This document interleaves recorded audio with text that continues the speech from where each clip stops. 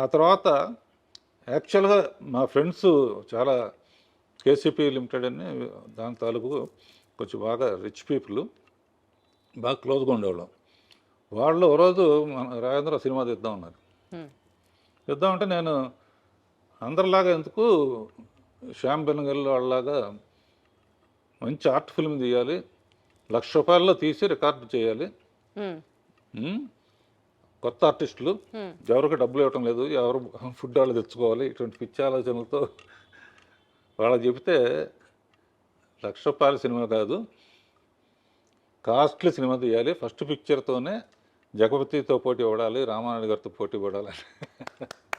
So ఒక డైరెక్టర్గా అది డిఫైనింగ్ మూమెంట్ అన్నమాట. అసిస్టెంట్ డైరెక్టర్ నుంచి డైరెక్టర్గా ఆ ఛాలెంజ్ని యాక్సెప్ట్ చేస్తూ అప్పటి పరిస్థితులకు తగ్గట్టుగా వండర్ఫుల్ అండి. నేను ఏం చేస్తానో ఎలా తీస్తానో కూడా నా మీద నమ్మకంతో ఇచ్చిన ప్రొడ్యూసర్స్ మొట్టమొదటి ఇచ్చిన వాళ్ళకి మర్చిపోకూడదు కదమ్మా.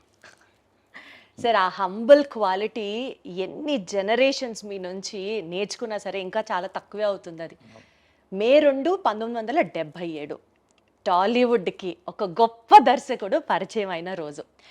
బాబు సినిమా రిలీజ్ వెనకాల ఒక కథ ఉంది అని విన్నాము. అంటే మీరు ముహూర్త బలాన్ని గట్టిగా నమ్ముతారని, ఆ ముహూర్తానికి ఆ సినిమాని విడుదల చేయాలి, కానీ అప్పట్లో కాబట్టి కరెంటు కోతలు అవి ఉంటూ ఉంటాయి. సో టైంకి రిలీజ్ చేయలేకపోతున్నాము అని చెప్పి మీరు ఒక పోస్టర్ వేసి అందరికీ పంచారట. సో ఆ ఎక్స్పీరియన్స్ని గుర్తు చేస్తూ ఆ టైంలో ఎలాంటి సవాళ్ళని ఎదుర్కొన్నారు రాఘవేంద్రరావు గారు మీరు? అంటే ఒకటమ్మా, ఏప్రిల్ 28 ఒకటి, మే 2 ఒకటి, మే 9 ఒకటి, ఈ 3 సెన్సేషన్. బాబు కూడా 28 రిలీజ్ అవ్వాల్సిందే, మే 2కి వచ్చింది. ఓకే. అడవి రాముడు ఏప్రిల్ 28 అమ్మా, super duper hit. Baahubali April 28 2, అరే సూపర్ డూపర్ హిట్. వండర్ఫుల్. మే 2 నా ఫస్ట్ పిక్చరు. మే 2 అమరావతికి మళ్ళీ పుట్టినరోజు. అంటే మనం బెదవాడాలం కనుక ఖచ్చితంగా అమరావతితో కనెక్ట్ అవుతాం. రైట్. మే 9 రేపు one of my Jagadeka Veerudu Athiloka Sundari మా అందరి ఫేవరెట్ సినిమా రీ రిలీజ్ అవుతుంది అప్పుడు కూడా. సో ఈ 3 డేట్స్ గోల్డెన్ మెమరీస్ ఉంటాయమ్మా. అండ్ ఎప్పటి నుంచో నాకు ఈటీ చూసినప్పటి నుంచి ఫ్యాంటసీ సినిమా తీయాలని, ఫస్ట్ ఫ్యాంటసీ సినిమా డైరెక్ట్గా కొన్ని కేవిరెడ్డి గారు 1-2 తీశారు, కానీ యాక్చువల్ ఫ్యాంటసీగా అక్కడి నుంచి రావటం అది అంటే అది క్రెడిట్ అనుకోవట్లేదు.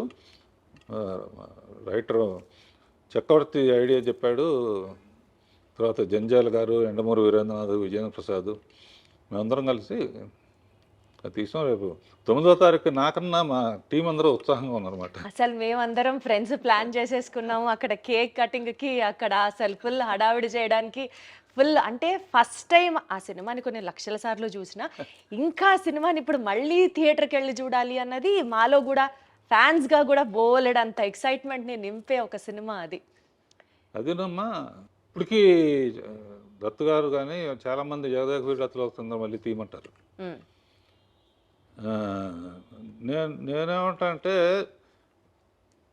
అదే పేరు పెట్టి వేరే సినిమా తీసినా బాగుండదు. అదే సినిమా తీయాలంటే మళ్ళీ కంపారిజన్ వస్తుంది.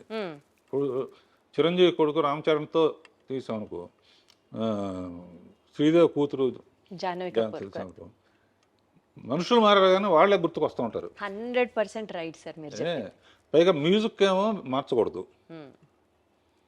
అంతకన్నా గొప్ప మ్యూజిక్ ఇళయరాజా గారు, మహానుభావుడు. ఒకసారి ఊరిని సరదాగా చెప్తాను, ఇళయరాజా గారు నేను ఎప్పుడు మాట్లాడినా కదా, ఆయనకి ఏదో ఫంక్షన్ వస్తే ఇప్పటికి వచ్చాడు ఆయన. అందరూ మాట్లాడిన తర్వాత రాజా గారు మాట్లాడడం, ముందు డైరెక్టర్ గారిని మాట్లాడమనండి రాఘవేంద్ర గారిని, నేను ఆయన మాట్లాడారంటే ఇప్పుడు అదేం కుదరదు, ఆయన మాట్లాడితే నేను మాట్లాడతాను అంటే, సార్ నన్ను క్షమించండి, నేను ఎప్పుడు మాట్లాడలేదు స్టేజ్ మీద అంటే, మీరు మాట్లాడితే మాట్లాడతా లేకపోతే దిగిపోతాను. అప్పుడు ఒక మాట చెప్పాను అనమాట, ఇళయరాజా గారు జగదేక వీరుడు అయితే ఆయన సంగీతం అతిలోక సుందరి అని. భలే చెప్పారు.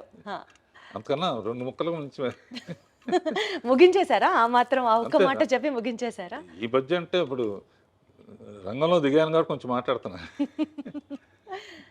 సో 1977లో 'బాబు' సినిమా రిలీజ్ అయిన తర్వాత బాగా రికార్డ్స్, బాగా కలెక్షన్లు వచ్చాయి. అదే టైంలో ఆ స్పాన్‌లో కె. విశ్వనాథ్ గారి 'జీవనజ్యోతి' సినిమా రిలీజ్ అయినప్పుడు మీ సినిమా కలెక్షన్లు కొద్దిగా తగ్గాయి అని చెప్పి మీరే ఒక ఇంటర్వ్యూలో చెప్పారు. అంటే కాస్త డిసప్పాయింట్ అయ్యారు మీరు ఆ టైంలో అని చెప్పారు. సో దాని తర్వాత ఎక్స్‌పీరియన్స్ నా సినిమా అంటే ఇలా ఉండాలి అని ఒక స్టాండర్డ్ ఏమన్నా అనుకున్నారా మీరు? నిజంగానమ్మా నాకు విశ్వనాథ్ గారి పిక్చరు, బాపు గారి పిక్చర్ అంటే చాలా ఇష్టం. హ్మ్. మొదట్లో అసిస్టెంట్ డైరెక్టర్ ఉన్నప్పుడు ఆదుర్తి సుబ్బారావు పిక్చర్లు సాంగ్స్ టేకింగ్లో నా సినిమా బాగుంది 50 డేస్ వరకు బాగా ఆడుతుంది. ఈ లోపల జీవన్ జ్యోతి రిలీజ్ అయింది. నేను యాజ్ విశ్వనాథ్ గారి ఫ్యాన్ లాగా ఆ సినిమాకి వెళ్ళాను. హ్మ్. ఎప్పుడైతే వాణిశ్రీతో ఆ సెంటిమెంటల్ పార్ట్ వచ్చిందో zoo zoo zoo zoo zoo zoo zoo zoo zoo zoo అని పాట ఉంటుంది. ఆ పాట రాగానే ఒకటే అనుకున్నా,